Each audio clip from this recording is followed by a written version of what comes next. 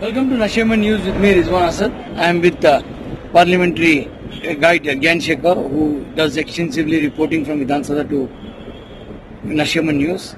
Today, the budget was presented by Honorable Chief Minister Yediyurappa.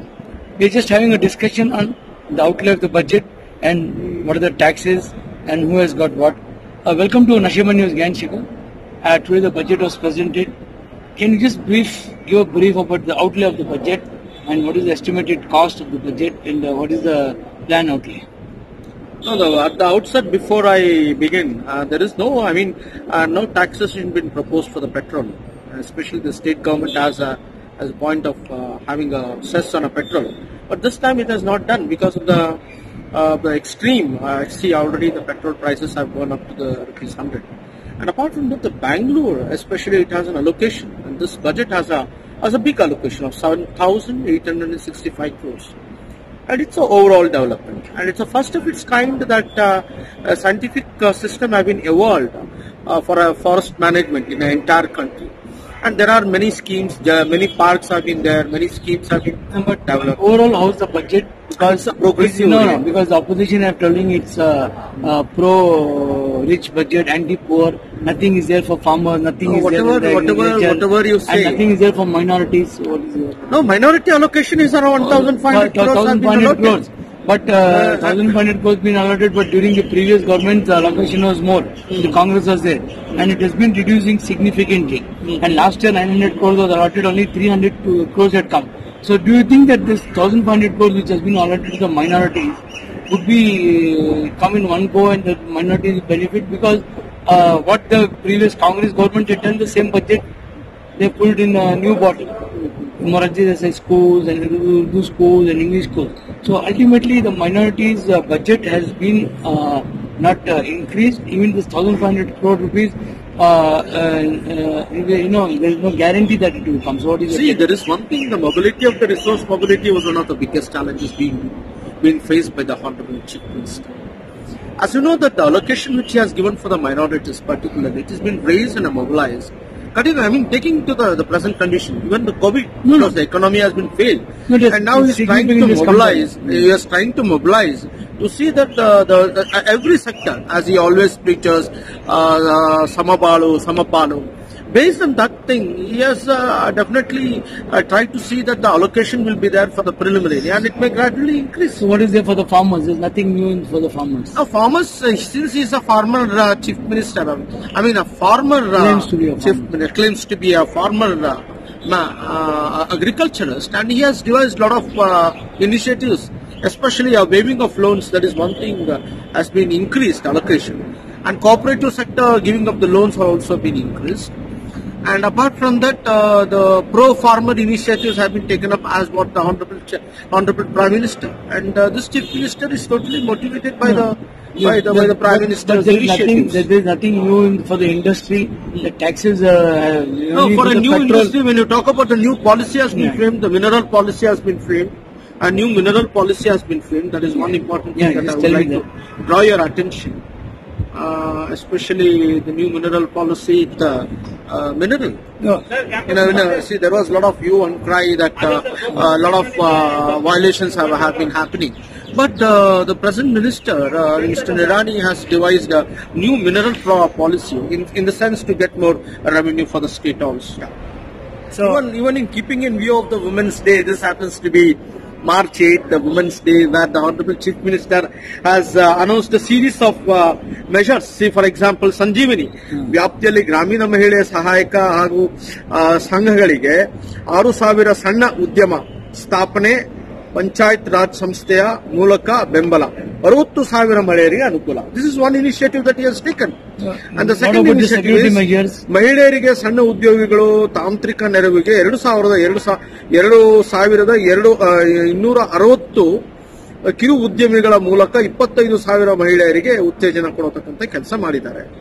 ಆಮೇಲೆ ಮಹಿಳೆಯರ total outlay of the budget. See, there are many schemes.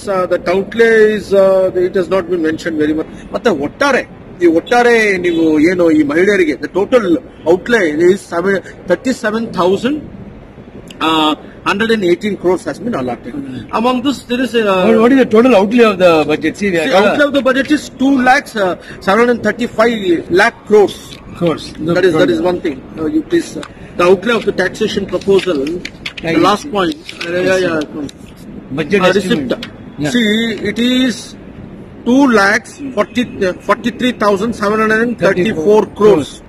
This includes during these figures. Yeah, during revenue receipts. Revenue receipts of 1,72,271 crores. And capital receipts of 71,463 crores. So, but do you think that the budget is not up to that mark because the opposition walked out? They're not there in the present in the budget. So, do you think this lacks punch and is it anti-poor budget? No, we can't say. You can't terminate like this until and unless the it is well received by the people and then the public opinion is generated. But this is the 7th budget of the Honorable Chief Minister, and vote on account it has been presented. And really, he has seen that every sector of the society has been given an equal attention, and he has made his own representation. And if you see, if you take the take up chart also, the chart is very clear and the allocation is very clear, and it proves that he has magnanimously or judiciously he has distributed the revenues of the state. BS Yediyurappa has presented his budget, and reaction will be coming very shortly. We had a small discussion just the budget was going on. We have to still study the budget, what it is, whatever possible we have studied, we brought it to you. In due course of time, in another 2-3 days, we'll be meeting a lot of economists and MLAs, MLCs to discuss the budget, what is exactly the budget is. Till then, Rizwan also signing off on Ashama News. Of our state. Coincidentally, I have presented my 8th budget on this special day and also allocated more than 37,000 crores towards various women-oriented welfare schemes in this budget. Friends, as you are aware, that since February 2020, whole world is witnessing economic crisis due to corona pandemic disease, and of course, India is not an exception. Although our state is also faced dip in the revenue collection by 3.64% compared to last year, I have presented budget today without increasing any of the existing tax rates. I am glad that I have presented a budget with a volume of rupees 2,46,207 crores as compared to last year's budget estimates of rupees 2,37,893 crores, resulting in overall growth of rate 3.5%. As you all are aware, activities of all the sectors are gradually shaping up back to normalcy during the last 2-3 months, but there is still a long way to go when it comes to complete economic recovery. Hence, to support revenue to share, non-tax revenues are increased by 6.3% compared to last year. That is, last year it was rupees 7,767 crores, and this year it is rupees 8,258 crores. Excluding GST compensation granted aid from the central government is rupees 15,538 crores. Last year this amount was 15,434 crores. Receipt from public debt is rupees 71,332 crores, which is more than 18,414 crores compared to last year. 22 crores, whereas for the year 2021-22 it's going to be 59,240 crores.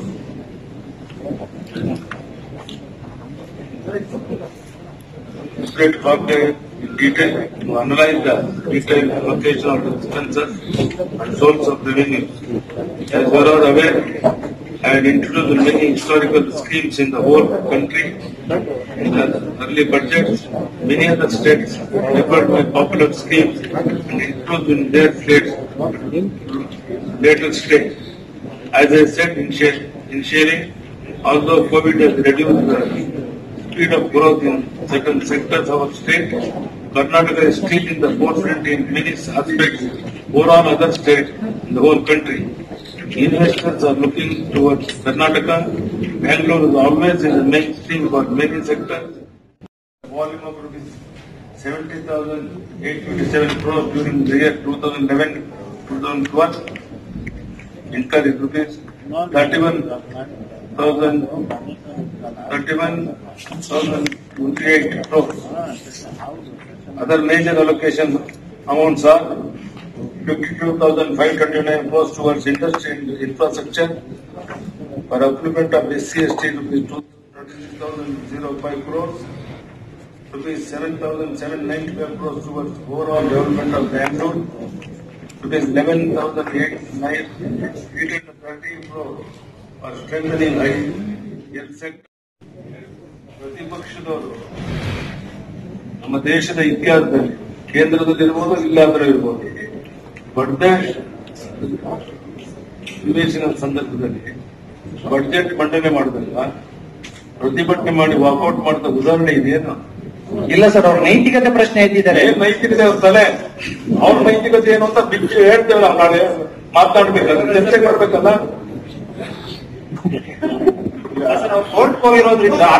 ಏನ್ ಬೇಕಾದ್ರೂ ಮಾತಾಡ್ಕೊಂಡು walk out ಮಾಡೋದ್ರೆ ಅದ್ರ ಅರ್ಥ ಏನು? Case ಮಾಡಕ್ಕೆ ಯೋಗ್ಯತೆ ಇಲ್ಲ. ಅವ್ರು ಪರ್ಮನೆಂಟ್ ಆಗಿ ವಿರೋಧ ಪಕ್ಷದ ಗ್ಯಾರಂಟಿ. ಸಿದ್ದರಾಮಯ್ಯ ನೇತೃತ್ವದಲ್ಲಿ ನಾನಿವತ್ತು ನಿಮಗೆ ಬರೆದು ಕೊಡ್ತೇನೆ, ಮುಂದಿನ ಎಲೆಕ್ಷನ್ 135 ಸೀಟ್ ಗೆದ್ದು ಸಿದ್ದರಾಮಯ್ಯ ವಿರೋಧ ಪಕ್ಷದಲ್ಲಿ ಕುತ್ಕೊಳ್ಳೋ ಮಾಡಬೇಕು. ನಾನು ಯಡಿಯೂರಪ್ಪ ಅಂತ ಕರಿಬೇಡಿ.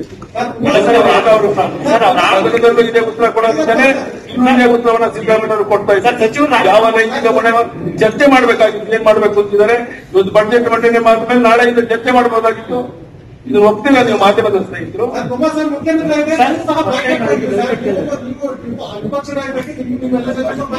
ಏನೇನೋ ಮಾತಾಡ್ಬಿಟ್ರಿ. ಯಾವಾಗ ನೀವು ಬಾಯ್ಕಾಟ್ ಮಾಡಿದ್ದೀನಿ ನಾನು?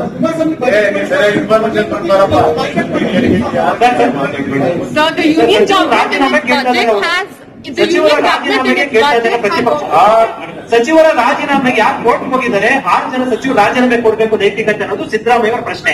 ಮೂಲವಾಗಿ ಇವತ್ತು ಕಾಯಿಗಟ್ಟಬೇಡ ಅದೇ ಒಂದು ಕಾರಣ. ಸಿದ್ದರಾಮಯ್ಯನವ್ರಿಗೆ ಮಾನಸಿಕವಾಗಿ ಇತ್ತೀಚೆಗೆ ಬಹಳಷ್ಟು ಏನ್ ಮಾತಾಡ್ತಾ ಇದ್ದೀನಿ ಅಂತ ಅವ್ರಿಗೆ ಖುಷಿ ಇಲ್ಲೋ ಗೊತ್ತಿಲ್ಲ.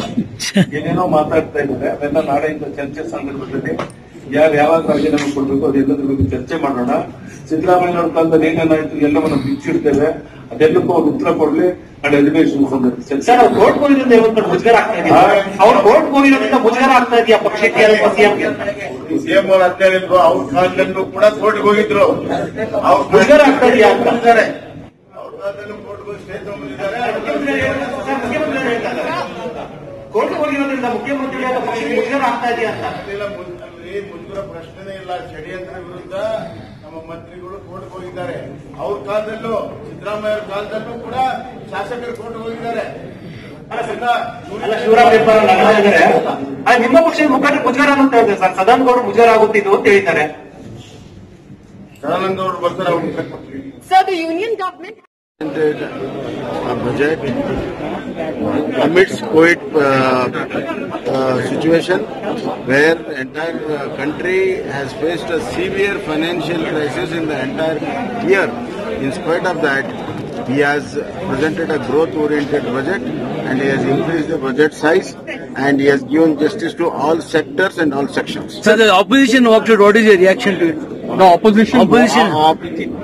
The opposition walkout shows that they have lost all the moral right to be even opposition also, because they also has got their duties to do it, and the budget is nothing to do with the other issues. The other issues we are ready to discuss in the floor of the House. Tomorrow itself they could have discussed it, but boycotting the budget, which is meant for the people and poor people of this state, they are really they have not behaved responsibly. Sir, they are saying the budget is anti-poor, sir.